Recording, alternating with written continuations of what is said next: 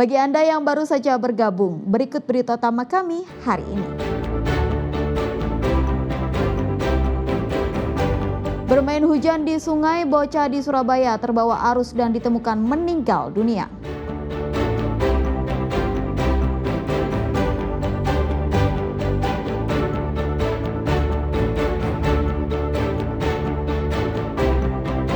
Ibu yang diduga memutilasi bayinya ditangkap di rumah dalam kondisi lemah.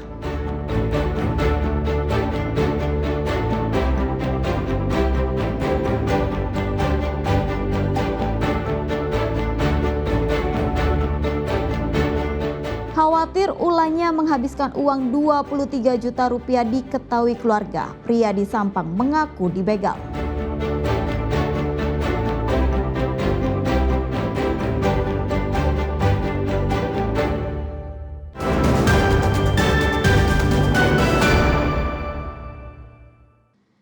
Dalam kondisi fisik masih lemah usai melahirkan seorang diri, seorang ibu muda di Kecamatan Sumber Baru, Jember diamankan polisi. Wanita berusia 19 tahun tersebut diduga memutilasi bayi yang baru dilahirkannya. Kasus yang menyita perhatian publik ini kini dilimpahkan ke Unit Perlindungan Perempuan dan Anak.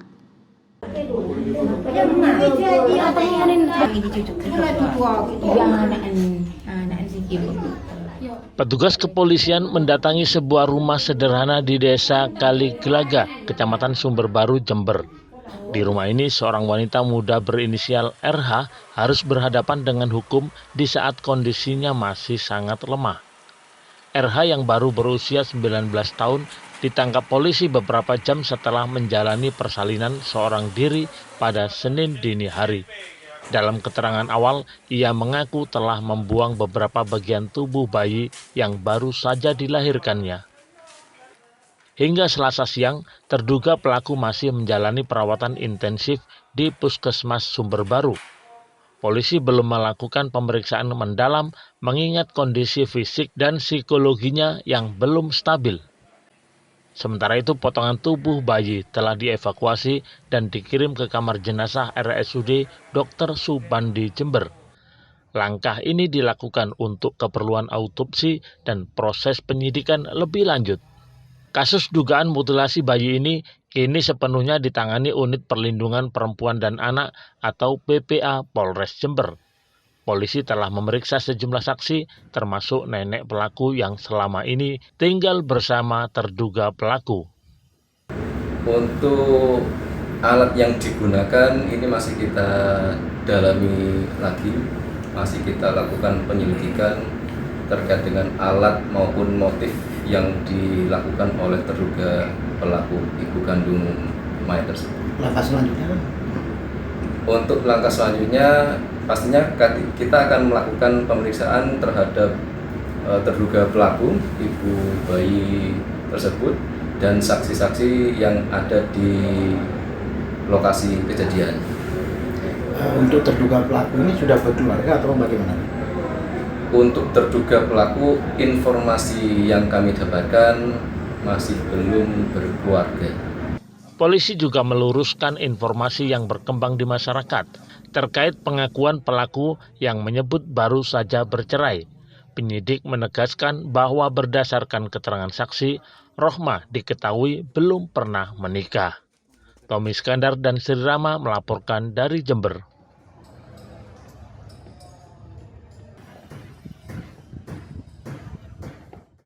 Seorang pria di Sampang nekat merekayasa aksi pembegalan dengan berpura-pura menjadi korban. Uang senilai 23 juta yang diakuinya dirampas ternyata habis digunakan untuk kepentingan pribadinya.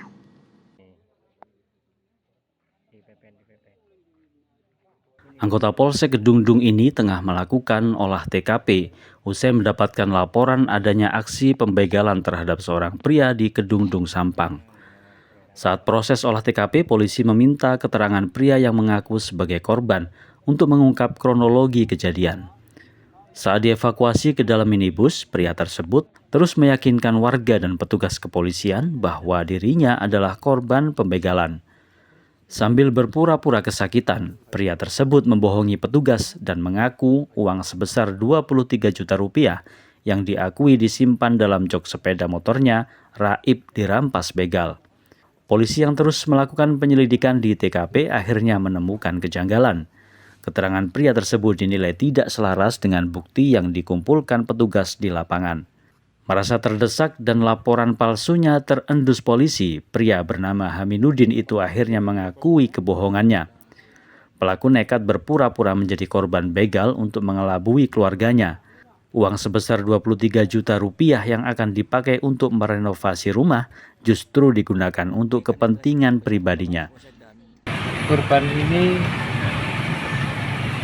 dalam mengambil uang, ini fiktif, di mana uang tersebut sudah habis sebelum kejadian pembegalan tersebut. Uang 23 juta habis untuk keperluan pribadinya. Meski begitu, polisi masih berupaya mendalami aksi pembegalan fiktif tersebut untuk memastikan ada atau tidaknya keterlibatan pihak lain dalam kasus laporan palsu kepada polisi tersebut. Nia Karunia dan Sri Rama melaporkan dari Sampang. Belasan kontainer bawang bombay ilegal berhasil diungkap kepolisian Selasa siang. Bawang impor asal Belanda yang masuk ke Indonesia melalui Malaysia ini terbukti mengandung penyakit tanaman berbahaya. Jika lolos ke pasaran, penyakit tersebut mengancam produksi pertanian dan ketahanan pangan nasional.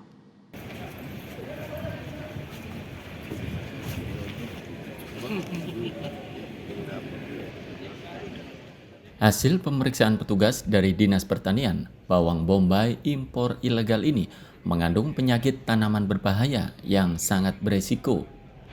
Bawang bombay diselundupkan dari Belanda dan masuk ke Indonesia melalui jalur Malaysia.